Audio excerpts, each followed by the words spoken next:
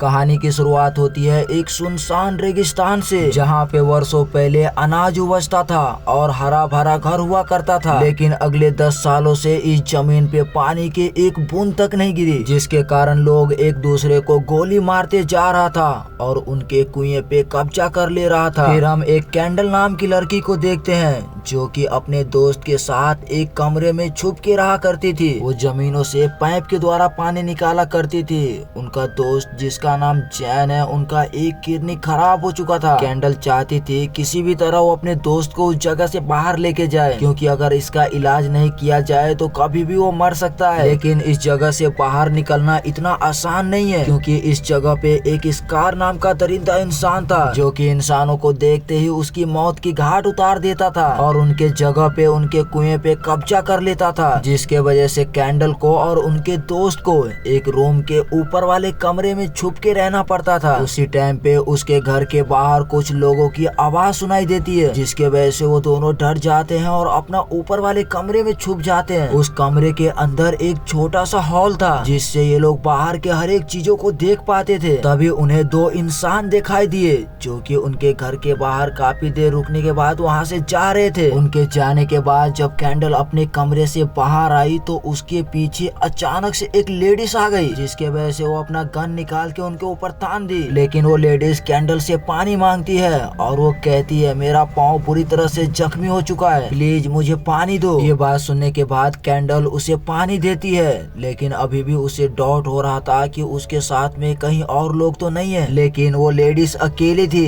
फिर कैंडल अपना कपड़ा उतार के उसके जख्मों पे बांध देती है और उससे कहती है तुम चाहो तो यहाँ पे कुछ दिन रुक सकती हो। लेकिन वो लेडीज कहती है यहाँ से कुछ दूर एक जगह पे मेरी बहन है जो कि पानी के कारण बेहोश हो चुकी है, मुझे थोड़ी से पानी दे दो ताकि मैं उनको जिंदा रख पाऊँ, और तुम भी यहाँ से चलो क्योंकि इस जगह से तुम ज्यादा दिनों तक पानी नहीं निकाल सकती हो, और गलती से अगर इस कार को मालूम पड़ा तो वो तुम्हें भी जान से मार देगा। फिर कैंडल उस लेडीज को अपना प्लेन दिखाती है और उसे कहती है इसका एक पार्ट खराब हो चुका है और उसे मैं जल्दी ठीक कर दूंगी, और उसे ठीक हो जाने के बाद यहाँ से हम कई दूसरे जगह पे जाएंगे जहाँ पे हरा भरा जमीन और पानी हो। ये बात सुनने के बाद वो लेडीज वहाँ से अकेले चली जाती है। फिर रात को कैंडल अपने दोस्त के साथ ऊपर वाला केबिन के अंदर बैठी रहती है। वो अपने कान में हेडफोन लगा के रेडियो पे कुछ सुन रही होती है। उसी टाइम पे उसे एक लेडीज की आवाज सुनाई देती है जिसके घर में कुछ लुटेरों ने हमला कर दिया था। वो लेडीज रेडियो पे हेल्प के लिए जोर जोर से चिल्ला रही होती है। यह आवाज सुनने के बाद कैंडल उन्हें बचाने की फैसला करती है कि उसके पास एक गन था, लेकिन उसका दोस्त ऐसा करने से मना कर रहा होता है। लेकिन कैंडल उसकी बात नहीं सुनती है और उसे बचाने के लिए वहाँ से चली जाती है। जब वो उस कमरे तक पहुँचती है तो वहाँ पे स्कार को देखती है जो कि पूरी फैमिली को मौत की घाट उतार रहा होता है, क्योंकि वो लड़की भी पाइप के द्वारा वहाँ से पानी निकाला करती थी। स्कार ऐसा बिल्कुल नहीं चाहता था,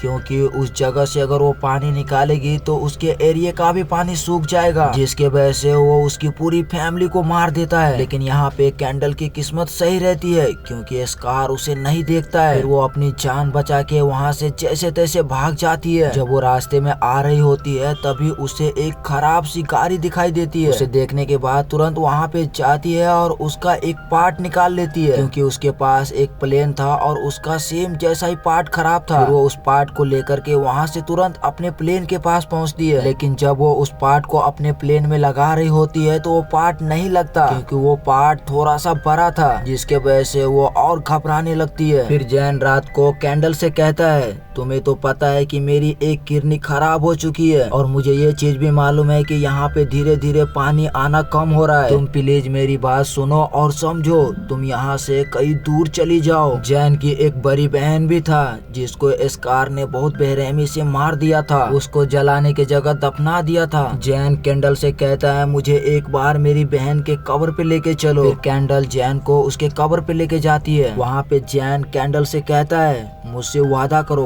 अगर मैं मर जाऊँ तो मुझे दफनाने की जगह जला देना ताकि मेरी आत्मा को शांति मिल सके। कैंडल रोते हुए कहती है तुम्हें कुछ नहीं होगा, मुझे यकीन है मैं तुम्हें यहाँ से जरूर लेके जाऊंगी। फिर हम अगले सुबह कैंडल को देखते हैं उसके पास ही में रहता एक लड़के के पास मदद मांगने के लिए जाती है। लेकिन जब वो रास्ते में जा रही होती है उसी टाइम पे उसे वही लेडीज दिखाई देती है जो कि कैंडल से पानी मांगी थी। थी। वो लेडीज इस रेगिस्तान में चलते चलते अपना दम तोड़ दी थी। कैंडल ये चीज देख के और ज्यादा घबरा जाती है और वहाँ से सीधा उस लड़के के पास पहुँचती है। वो लड़का कैंडल को पसंद करता था। कैंडल उससे स्कार के बारे में पूछ रही होती है। वो लड़का उससे कहता है अब उसकी नजर हमारी गाँव की तरफ है और मुझे ऐसा लगता है कि जल्दी वो हमारे गाँव को भी खत्म कर देगा। वो बात करते करते कैंडल के करीब आ जाता है और इसे किस करने लगता है, लेकिन कैंडल ऐसा करने से मना कर देती है और सीधा वहाँ से उठ के चली जाती है। कुछ दूर आगे जाने के बाद उसे दूसरे गांव में कई सारे लोग दिखाई देते हैं। वहाँ पे वो उन सभी से कहती है कि हमें इस कार की बात मान लेना चाहिए और हमें उनके लिए काम करना चाहिए ताकि हम लोगों को पीने के लिए पानी तो नसीब होगा। लेकिन कैंडल उन सभी को समझाती है कि अगर हम उनकी मदद भी करें तो भी वो हमें मार देंगे। ये सभी आपस में बात कर ही रही होती है, तभी वहाँ पे स्कार आ जाता है। वो उन सभी से कहता है कि तुम लोग पानी कहाँ से लेके आते हो। उस पे वो लोग कोई जवाब नहीं देता है, जिसके वजह से वो सीधा एक लेडीज को शूट कर देता है और धीरे धीरे उस गांव वाले सभी लोगों को मार देता है। कार्गो बस एक जैक नाम के लड़के को छोड़ देता है जो कि कैंडल से प्यार करता था। वो जैक से पूछता है कि इस घर में कोई और भी छुपा हुआ है, तुम सही सही बताओ नहीं तो तुमको भी मार दूंगा। फिर वो ना चाहते हुए भी हाँ कह देता है। फिर कार्गो अपने आदमी से कहता है कि इस घर के अंदर स्मोक छोड़ दो। जब वो खतरनाक स्मोक इस घर के अंदर छोड़ता है तभी उस घर से एक लड़का बाहर आता है। वो अपनी जिंदगी के भीख मांग ही रहा था, उसी टाइम पे उसे गोली से मार देता है। फिर वो जैक से पूछता है कि और भी कोई है इस घर के अंदर, तो उन्हें मना कर देता है। वो कहता है अब कोई भी नहीं है। जैक को वो सभी अपनी टीम में शामिल कर लेता है और कहता है कि तुम आज से मेरे लिए काम करोगे। उधर कैंडल पीछे वाले दरवाजा से वहाँ से निकल जाती है और सीधा अपने फार्म हाउस में पहुँचती है जहाँ पे उसका प्लेन था। वो वहाँ पे पहुँचने के बाद एक छोटे से लड़के को आवाज लगाती है। दरअसल उस लड़के की माँ बाप को स्कार ने मार दिया था, जिसके वजह से कैंडल उस लड़के से वादा की थी मैं यहाँ से जब निकलूंगी तो तुमको भी अपने साथ लेके जाऊंगी। कैंडल उस बच्चे से कहती है चलो मेरे साथ रहना क्योंकि यहाँ पे तुम्हारी जान का खतरा है। लेकिन वो बच्चा काफी ज्यादा जिद्दी था। वो उससे कहता है तुम मुझे मेरी हाल पे छोड़ के यहाँ से चले जाओ। फिर कैंडल अपने घर आ जाती है, लेकिन कुछ ही देरों के बाद वहाँ पे स्कार की बेटी और स्कार की पूरी टीम आ जाता है। वो सभी घर में आवाज लगाता है लेकिन अंदर से किसी की भी आवाज नहीं आती है। इसके बाद वो अपने आदमी से कहता है कि इस मशीन से घर की तलाशी लो, लेकिन कैंडल अपने पूरे शरीर को सिल्वर पेपर से ढक लेती है, जिसके वजह से वो मशीन उसका पता नहीं लगा पाता है। लेकिन स्कार को फिर भी शक हो रहा था। वो अपने आदमियों से कहता है इस घर के अंदर जहरीला स्मोक छोड़ दो, अगर कोई होगा तो खुद इस घर के अंदर मर जाएगा। लेकिन कैंडल यहाँ पे अपना चालाकी दिखाते हुए दोनों लोग मास्क पहन लेते हैं, जिससे वो स्मोक से आसानी से बच जाते हैं। अब यहाँ पे स्कार और उनके साथी वहाँ से जाने लगते हैं। तभी अचानक से स्कार की बेटी को इसके खिड़की के ऊपर नजर पड़ती है। वो वहाँ पे सिल्वर पेपर देख के शक करने लगती है, लेकिन तब तक यहाँ से स्कार और उनके साथी निकलने लगता है। अगली सुबह कैंडल स्कार के इलाकों में जाती है क्योंकि उसे प्लेन का पार्ट चाहिए था। फिर उसे एक गाड़ी दिखता है, लेकिन उसके आसपास उसके आदमी घूम रहे थे। फिर कैंडल अपना दिमाग लगाते हुए एक लाइटर में आग लगाती है और गुलेल से उसे फेंकती है। यहाँ पे उसका ये आइडिया काम कर जाता है और आग लग जाती है, जिससे वो सभी लोग वहाँ पे आग बुझाने के लिए चले जाते हैं।